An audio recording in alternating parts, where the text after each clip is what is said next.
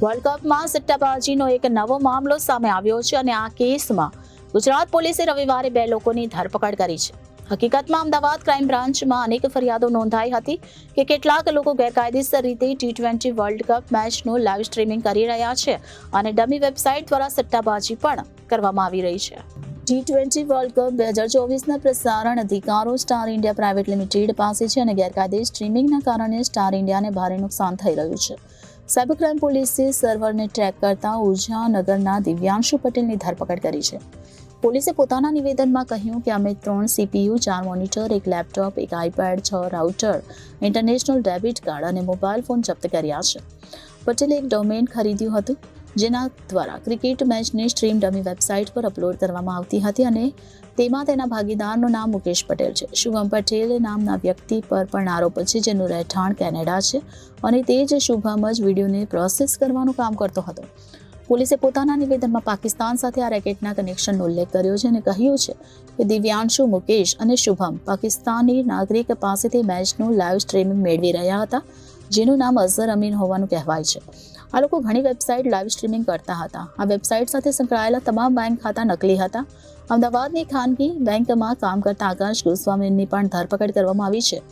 એવું કહેવામાં આવી રહ્યું છે કે પાકિસ્તાન, કેનેડા, દુબઈ અને અન્ય ઘણા દેશના ગેરકાયદેસર રીતે ઓનલાઈન સટ્ટાબાજીમાં સામેલ છે. સાયબર ક્રાઇમ અમદાવાદમાં આપણે ગુનો નોંધ્યો છે જેમાં આઈસીસી વર્લ્ડ કપ જે અત્યારે ચાલુ છે એની લાઈવ સ્ટ્રીમિંગ અને અધિકૃત રીતે આ વેબસાઇટ પર magicwin.com કરીને એક વેબસાઇટ છે એના પર ચાલતી હતી, જેના અનુસંધાને આ ગુનો નોંધ્યો છે. આની તપાસ કરતા મૂળ જે આપણને આરોપી મળ્યા છે એમાં એક દિવ્યાંશુ પટેલ કરીને છે જે ઊંઝાનો છે, મહેસાણાનો, અને એ અહીંયાથી એને ડોમેન લીધું હતું જેના પર આ લાઈવ સ્ટ્રીમિંગ થતી હતી, ઇલીગલ સ્ટ્રીમિંગ. એની સાથે 2 બીજા જણ છે, એક હર્ષ પટેલ છે જે ઊંઝાનો છે અને એક શુભમ પટેલ છે જે કેનેડા રહે છે. આ 3 જણ મળીને આ આખું કામ કરતા હતા. એમાં મૂળ જે શુભમ પટેલ છે એ ક્લાયન્ટ જે વેબસાઇટ્સ જેના પર આ સ્ટ્રીમિંગ પ્રસારણ કરવાની છે એ જ ક્લાયન્ટ્સ શુભમ પટેલ શોધીને લાવતો હતો. ડોમેન આને દિવ્યાંશુ પટેલના નામે હતા અને આગળ પછી આ લોકો સર્વર ભાડે લેતા હતા, જેમાં હર્ષ પટેલ અને શુભમ પાસે આ ભાડેના સર્વર હતા અને આ લોકો એના પર સ્ટ્રીમિંગ કરતા હતા. આપણે દિવ્યાંશુ પટેલ પાસેથી 3 કમ્પ્યુટર, મોનિટર, લેપટોપ, આઈપેડ અને 6 ફોરેનના ડેબિટ કાર્ડ મળ્યા છે. અને બીજી તપાસ દરમિયાન એ પણ જાણવા મળ્યું છે કે એ પોતે ITI નો સ્ટુડન્ટ હતો અને એના પછી એને વેબ ડેવલપિંગનું કોર્સ કર્યું હતું. 2020થી એને SS247 લાઈવ અને SS247 લાઈવ 2 ડોમેન એને ચાલુ કર્યા હતા અને એના દ્વારા આ લોકો આ વેબસાઇટ પર અને અનેક બીજી વેબસાઇટો પર આ લાઈવ સ્ટ્રીમિંગ કરતા હતા. આપણે જ્યારે તપાસ જે ટેકનિકલ તપાસ કરી એમાં એ પણ આવ્યું છે કે આ સ્ટ્રીમિંગ જે થતું હતું એ પાકિસ્તાનથી ના નેટવર્કથી થતું હતું. ત્યાં અજમલ કરીને છે જે ત્યાં એક કેબલ ઓપરેટર છે અને અઝહર અમીન કરીને જે કેબલ ઓપરેટર છે એના પાસેથી આ સ્ટ્રીમિંગની ફૂટેજ એ લોકો ત્યાંથી મેળવતા હતા. એ પાકિસ્તાનમાં ટીવી કેબલનું કામ કરે છે અને ત્યાંથી આ લોકોને આપતા હતા. બધા 3 અને આ અઝહર પણ સતત વોટ્સએપ દ્વારા કોન્ટેક્ટમાં રહેતા હતા અને અનેક વેબસાઇટ બીજી પણ છે જેની આખી લિસ્ટ અમારી પાસે છે જેમાં આ ફૂટેજ પ્રોવાઈડ કરવામાં આવતું હતું.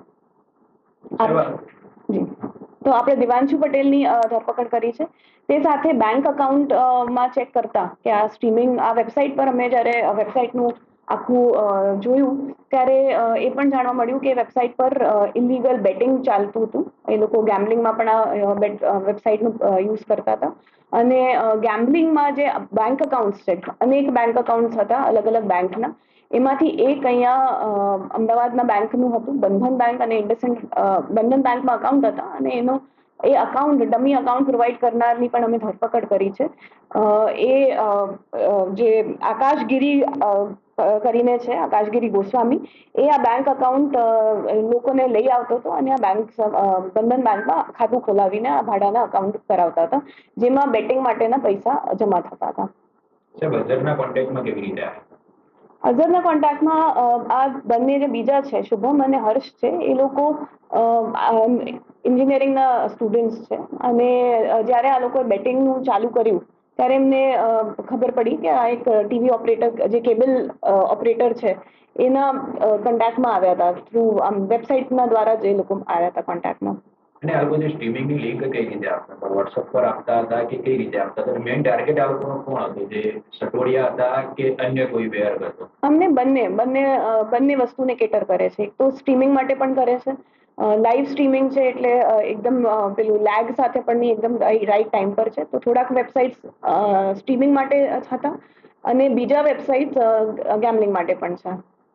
પાકિસ્તાનથી સિગ્નલથી ટ્રાન્સફર કરતા હતા ત્યાં વેબસાઇટ ઉપર લેતા હતા, સર્વરથી બનાવ્યું હતું? હા, એ લોકોએ ભાડે સર્વર લીધું હતું અને એની જે કી હોય છે એ આ લોકોએ આ અઝહર પાસેથી લીધી હતી અને એના લીધે આ સ્ટ્રીમિંગની આખી લિંક એમને મળતી હતી.